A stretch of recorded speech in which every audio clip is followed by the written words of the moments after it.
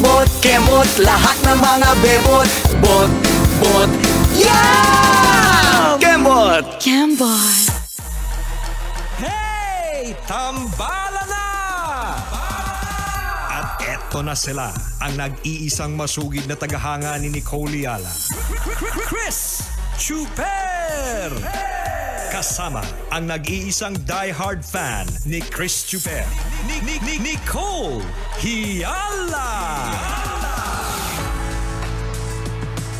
Mula sa Mahiwagang Burnay, ang kwento.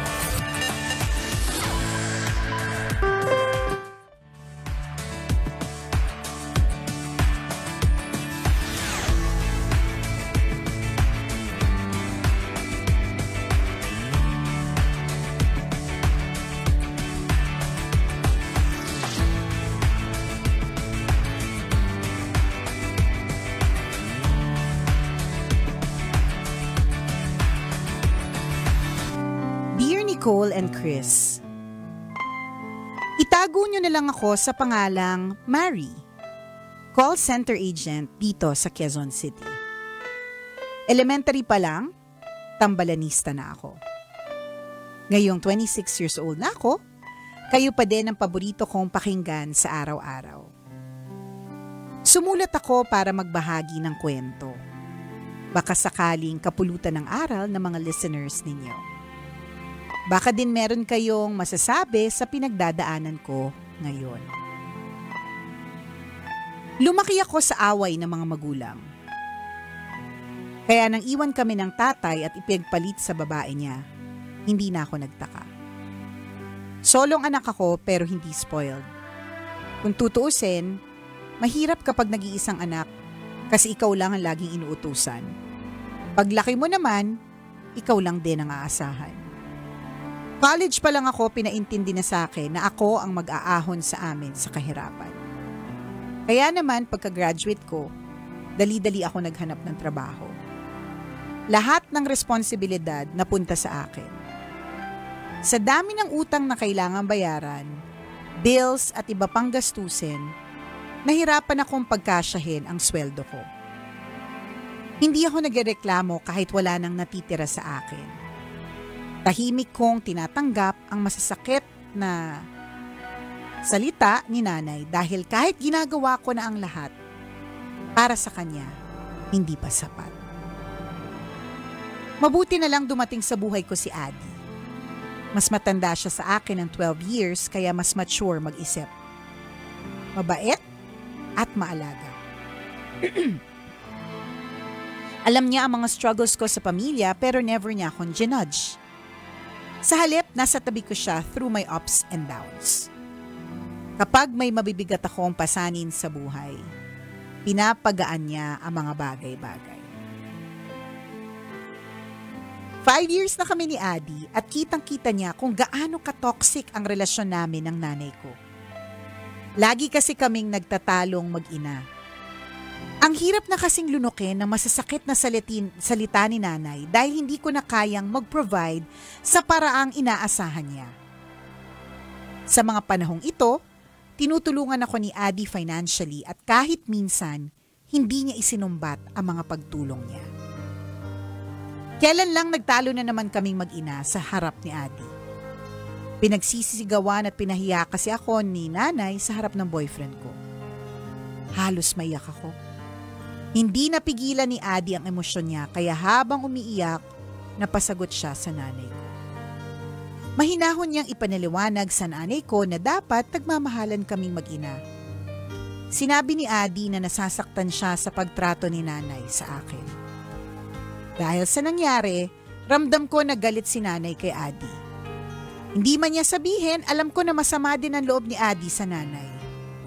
Masakit para sa akin na hindi sila magkasundo. Ako ang naipit sa gitna. Ipinaliwanag ko kay nanay na hindi ko kayang iwan si Adi dahil mahal ko. Salamat sa pagbasa ng sulat ko, Tambalan, kahit paano gumaan ang pakiramdam ko.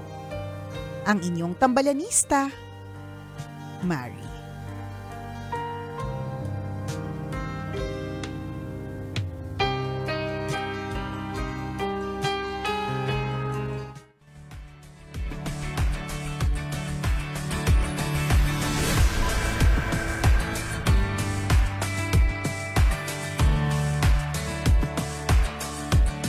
kumusta ka naman? So, ang concern dito ni Mari, partner, ay sugod na siya sa pagkatrabaho. Pagod na talaga siya. Hirap na talaga siya. Ano yung Cold War nila or war Or yung war nila na ni Adi, yung jowa niya, si Mari at si Nanay. Oo, yun din. Bukod sa pagod na nga sa lahat ng gastos, ayaw din naman ng war. Ganyan. Siguro ganyan kasi talaga, affected talaga tayo kapag yung ka-war natin ay yung taong mahal natin. Kasi hindi naman tayo naapektuhan, 'di ba? Maapektuhan ka ng saglit kapag hindi mo naman masyadong kakilala yan or basher lang yan na hindi naman ikaw talaga kilala, ganon. Pero kapag yung nasa paligid mo, best friend mo, tatay mo, nanay mo, kapatid, yung talagang ka-close mo, kapag nagkaroon kayo ng hindi pagkakaunawaan, talagang may masakit at mahirap dalhin. Totoo. So yun na nga yung nangyayari ngayon. At yun na nga ang nangyayari ngayon, 'di ba? Pero hindi naman, lagi namin to sinasabi, hindi naman forever yan, 'di ba? Temporary yan, 'di ba? Pwedeng magbago ang sitwasyon, pwedeng magbago ang ihip ng hangin, 'di ba? Pwede at posible. Sa ngayon kasi, mainit pa talaga. Kapag mainit talaga, nakakayamot. Kahit anong sabihin, kahit anong gawin, nakakairita, nakaka-bad trip, 'di ba? Palamigin mo muna. Correct. Dadating din ng panahon na maayos din ang lahat. May dahilan ako, naniniwala ako, may dahilan kung bakit nangyayari sa inyo yan. May lessons na itinuturo, may mensahe si Lord kung bakit nyo pinagdadaanan yung ganyang klase ng sitwasyon. So true. Diba? Maaari sa ngayon hindi pa natin alam, pero isa lang yung pinaniniwalaan ko na kapag nandyan yung nanay at tatay mo, diba gaano man sila ka-toxic. Nanay at tatay mo sila? Yes, pagbalik-balik rin man natin ng mundo. Kung sa paningin natin toxic sila sa buhay natin, magulang pa rin natin yon. Oo. Meron, diba? Alam mo sa modernong panahon kasi partner, sinasabi ng iba na parang pag toxic lumayo ka, gets naman natin yun. Diba parang wag nating, ano yung sinasabi ng ibang tao, parang wag nating i-normalize na kahit toxic, nandyan tayo sa toxic na household, let's say. Gets talaga natin yun. 'Di ba? Pero sana gets din natin na talagang magulang din natin sila. Oo, kahit anong mangyari. Magulang pa rin natin yun. Pero maaari nakita lang natin is yung toxicity, 'di ba? Pero may anggulo ng pagiging magulang na mamahalin mo eh. May anggulo ng buhay ng nanay mo na matutuwa ka at ma-appreciate mo. Correct. At diba, siguro nakita mo lang ngayon yung negative toxic part. Yung negative part, yung hindi na-appreciate, yung ganun. Pero hindi natin dinidisregard yung sinasabi na iba. I mean, if it's super toxic for you and ang kailangan mo talagang umalis mula sa sitwasyon na yan, hindi natin ginajudge, it's okay. Kasi syempre gusto mo at the end of the day, your own peace, 'di ba? Ganon. Ang sinasabi lang natin na yung parang kahit saan mo pagbali-balik ta rin, magulang mo siya. And alam mo ba, partner, na meron yung scientific explanation? Ayan na naman tayo sa willing kami to listen. Ayan na naman po tayo sa siyensya sa likod ng may sitwasyong ito? Bakit kahit na yung mga anak natin, let's say, ako, partner, malaki na ako, matanda na ako, Sabi mo, 27 years old ka lang. Bawiin mo. Hello, natatandaan na ako sa 28 years old. Huwag kang magsinungaling, 27. Huwag tayong sinungaling.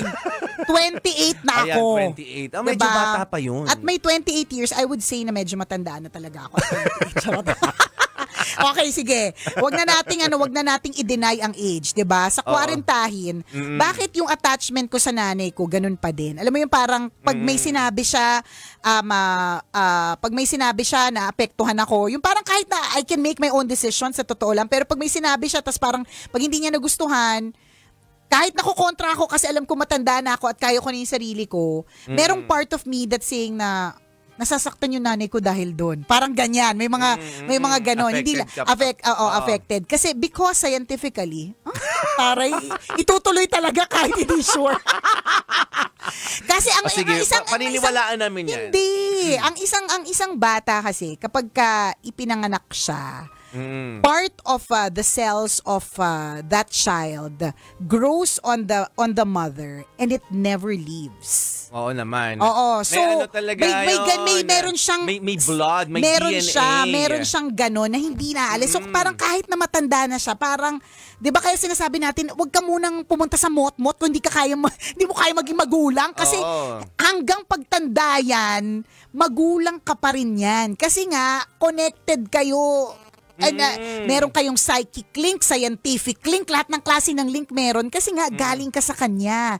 'Di ba? So part of the cells. Tsaka alam mo ba partner na ang baby pag nasa loob ng sinapupunan ng kanyang nanay, pinalalakas niya physically yung heart ng nanay niya.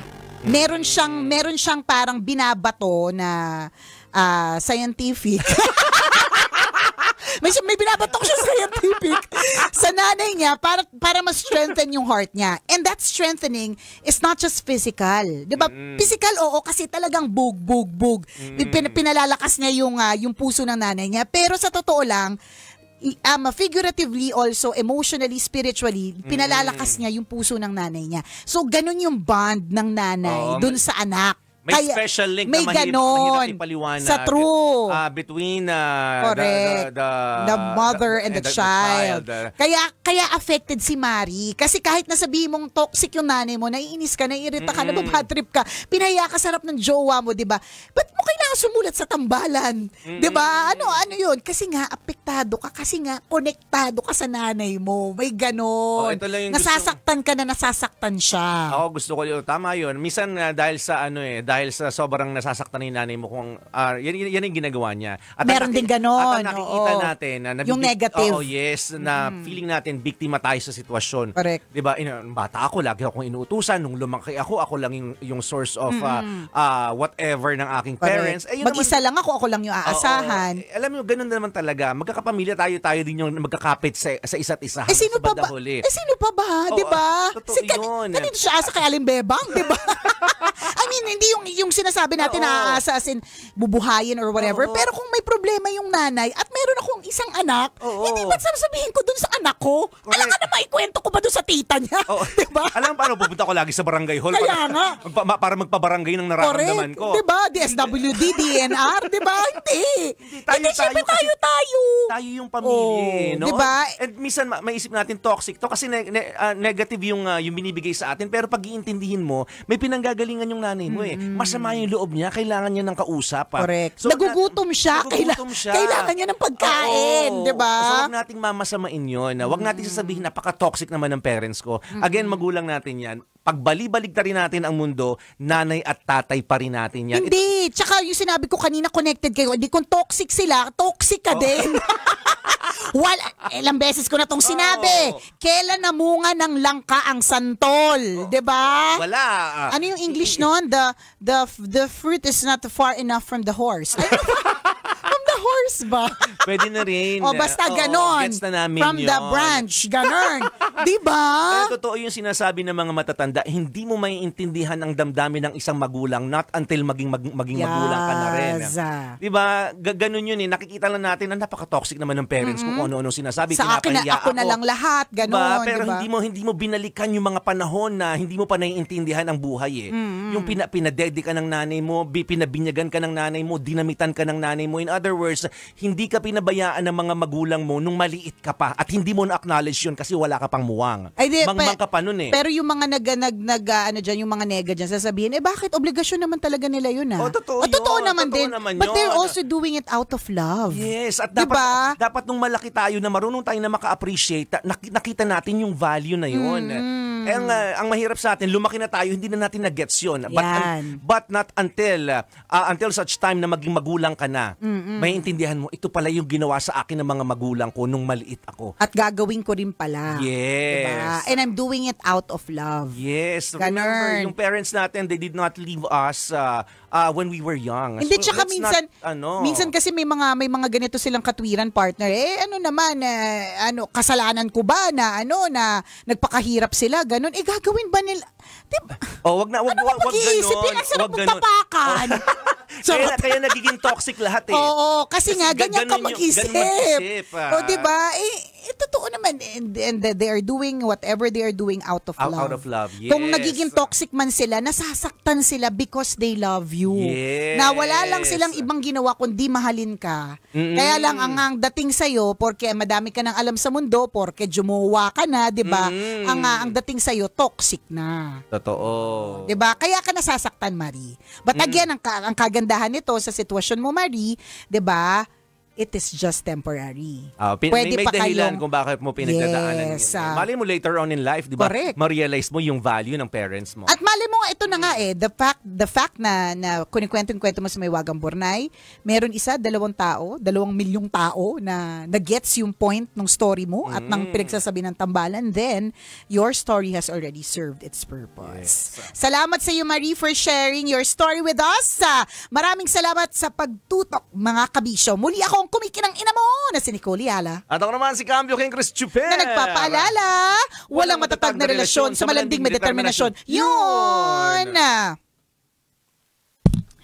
At syempre, talaga ba? O, teka lang, tapusin lang namin to. Baka hindi kami bayaran ng Arena Plus. Ayan, at dun sa lahat ng mga kabisyo nating mga magulang, masasabi namin kayo po ay astig. At pwede nyo pang gawing mas astig ang inyong mga busy lives kapag kayo po ay nag-download ng Arena Plus app. Yes, dahil sa Arena Plus, astig ka sa sports. Ang Arena Plus ang tinanghal na Best Sportsbook Operator for 2024 ng Sigma Asia Awards. Ito lang naman na magpapabago sa paraan mo ng pag-enjoy sa paborito mong laro. Ang astig pa sa Arena Plus, hindi mo na kailangan pang maghanap kung saan-saan ang mga latest scores and results sa inyong mga paborito mga games kasi nga sa Arena Plus app, updated always, anytime, anywhere. PBA, NBA, PVL, boxing, volleyball, at kung ano-ano pa, marami pang iba. At hindi lang yan, pwede mo ring masubaybayan ng mga live games ng local at international sports properties nila sa kanilang web-based and mobile applications gamit lang ang inyong mobile device. Ang kagandahan pa po, license po ito ng Philippine Amusement Gaming Corporation o PAGCOR para secure at legal ang iyong gaming environment. At syempre dahil gusto naming astig ka, alam nyo ba na astig rin ang mga official endorser ng Arena Plus? Syempre, tambalang Chris Chuper at Nicole Yala. Scotty Thompson! Jordan Clarkson! Si Glock 9 na kumanta ng Halinas Arena jingle. Kaya naman gawing astig ang ating gaming experience gamit ang Arena Plus. Sa Arena Plus, astig sa sports.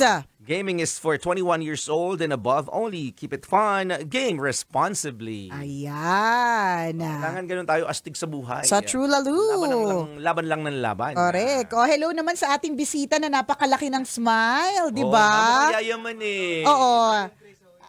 Ay, pagka ganyan eh. Yun know, pang malakasan, no? Nako, say hi to them. Ayan. Ito yung... ito pala yung... Yan. Yes. What brings you here? Binibisita mo lang ba kami o meron kang okay. Yes. Oo, tas nagkataon nandito kami. Yay! O sige, mag-exit muna kami dito at may mga pag-uusapan kami dito kasi ina-entertain po namin yung mga bisitang naka-blazer.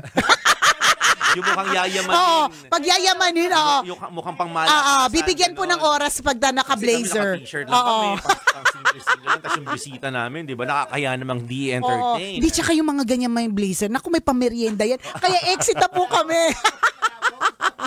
Bye-bye everyone. See ya. Kailangan pa bang i-memorize yan? Love Radio. Basic!